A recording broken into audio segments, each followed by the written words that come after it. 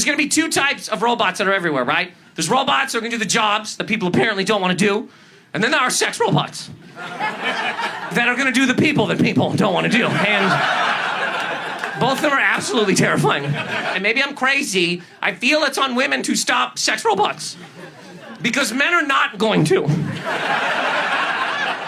And then there will be no more people ever again, okay? So I grew up in a world of women. I will continue to talk to women for the rest of my life. But I promise you, a small boy that grows up in a world of sex robots, he's not even gonna try it. He's not at all. He'll try one time. I think you're cute. I'm just with my friends. Well, sex robots for life. And he moves on. And there's no more people ever again. I don't even think women factor in sex robots as any kind of competition.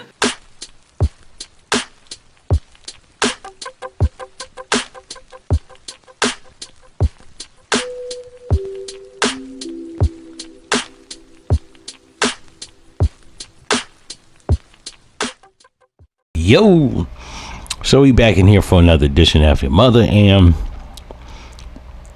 I don't know what the fuck this guy's talking about. I think the only people that gotta worry about this shit is nerd bitches and gold diggers, because us real regular men, dry spell or not, rejection or not, yeah, we not giving a fuck about how hard it gets. I just had to tell this young nigga that rejection is part of the game. Like you can't necessarily be a player if if rejection scares you. Now I know a lot of dudes gonna say, well, I don't want to be a player.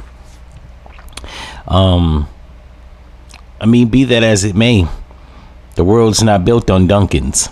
Like, you either play the game or you play the game. You know what I'm saying? You either play the game or the game plays you. You know what I'm saying? There are some things in life that are negotiable. There's some things in life that just not, bro. Not playing the game is not an option. For all you nerd niggas that think it is, you're gonna keep facing obstruction and difficulty because of that. You know what I'm saying? You may not want to play the game, but the game will play you. So it's sort of like you can't choose what skin you was born in. You can't choose what family you was born to. You can't choose to not play the game. It is what it is. You either play the game, like I said, or the game will play you. And it's not even that deep. Like you just said, like anything else in the world, you have to learn how to do it. Right? So if you're not good with bitches, you gotta learn how to be good with bitches. It's not hard. It's sort of like once upon a time you didn't know how to write your name in cursive. The younger generation, some of you stupid motherfuckers still don't know how to write your name in cursive. That's inconsequential. What is important is that you learn how to write your name in cursive by hook or crook.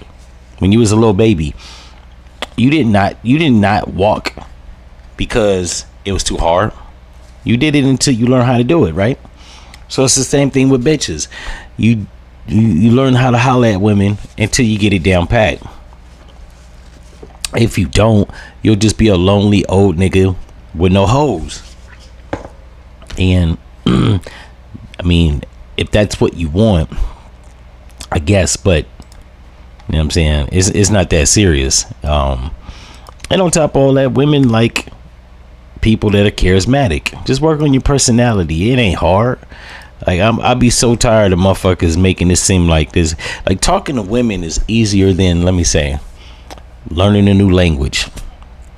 Talking to women is easier than,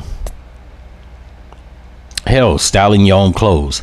Talking to women is easier than learning how to cook real food, not hamburger helper and tacos. Like talking to women is actually harder than that. Talking to women is easier than getting your car fixed. Talking to women is easier than geometry. Talking to women is easier. Like, it's so easy to talk to women. Never mind getting pussy. Dudes always focus on, talking to women is the easy part, but it's to getting the pussy that's the hard part.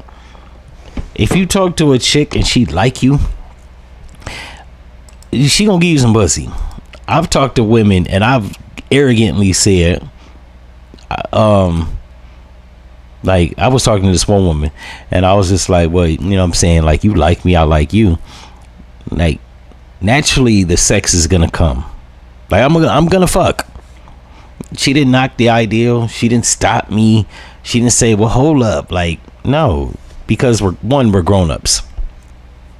And when you're dealing with people that's on the same level mentally, maturely, right? Even in my 30s or even 20s, when I said that, you know what I'm saying, some things you put out there, they go without being detested, because, like, it's gonna happen.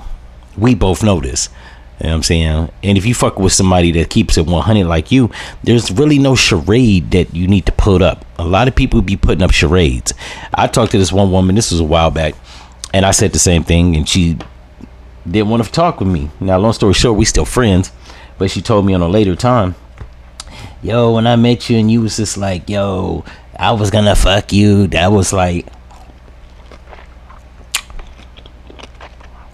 a turn off, and da. Long story short, probably about 7 or 8 years later, I don't know in what context that was brung up, but it reprised itself. To which I asked, was like, yo, you didn't like the fact that I said that you was gonna give me some pussy, yada yada yada. And she was like, yeah. And I was like, yo, now that we're grown, was you going to?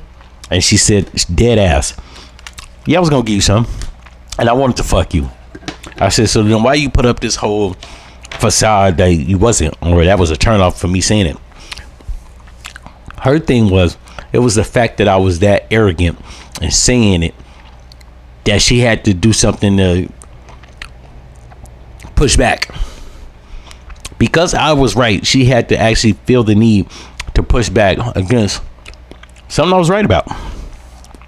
It's the mind game that bitches play, right? It wasn't the fact that it turned her off, or it wasn't true, or none of that shit. It was the fact that I said the quiet part out loud, and she felt some type of way, and so she felt the need to push back, which was the stupidest fucking thing.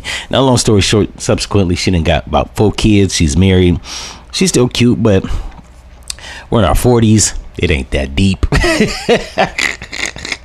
My mottos: go forward, never back, right? So, you know what I'm saying? Sometimes you miss this, sometimes you miss the sail or the ship, and it's like, whatever. I can honestly say, going forward into the millennial, into the future, if I never get to hit that, I won't miss it, right? And she fine too. She's super fine, even in her 40s. But it don't be that deep. Like, you gotta know when to just cut your losses. But I say that to say, talking to women is not like geometry. It's not calculus. This shit is easy. So the only niggas that this is gonna help out is nerd niggas. Cause I don't care how much you make a prosthetic human for sexual purposes. At the end of the day, that's all it's gonna be useful for. Either that, or it's gonna be used for sex and to clean your house. And as much as I want somebody to cook and clean, I don't want this fucking robot around the house that I can't relate to. Right? I know a bunch of young niggas and niggas with no game tend to think that you don't need a woman to relate to you, and you niggas are weird. Then typically the niggas that commit suicide, because as much as I might critique women here or there, I've had women that was the homie.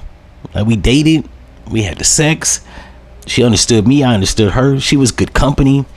And I'm not necessarily a man that, you know what I'm saying, needs somebody around. I'm comfortable with solitude. However, it does feel good to have somebody around you for companionship. Anybody that says they don't is a fucking psychotic psychopath and should not be listened to. Me personally, these robots can't do that, so what the fuck am I gonna have it around for? Cook, clean shit. I can clean, I can cook food. I don't need it to be around for me to give me some plastic pussy. That's whack. In any event, if y'all like this episode, you know what to do, and I'm out.